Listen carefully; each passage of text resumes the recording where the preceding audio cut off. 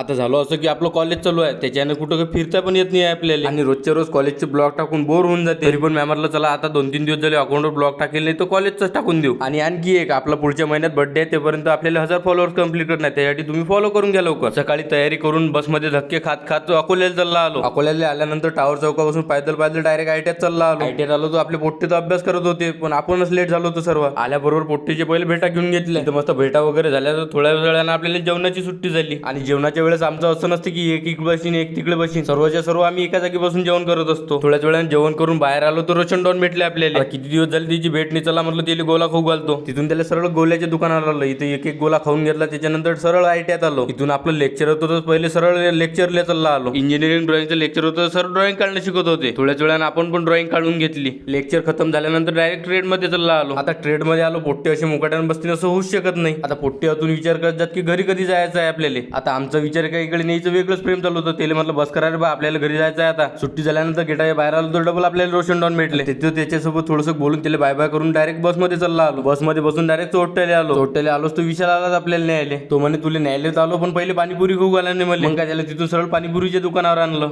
इथं मस्त पाणीपुरी खाऊन घेतली, त्याच्यानंतर सरळ घरी चालला आलो. आजच्यासाठी एवढंच, भेटू आपण असेच पुढच्या व्हिडिओमध्ये. तोपर्यंत ज्याने ज्याने फॉलो करणे ते पटापट फॉलो करून घ्या. व्हिडिओला लाईक आणि कमेंट पण करून घ्या.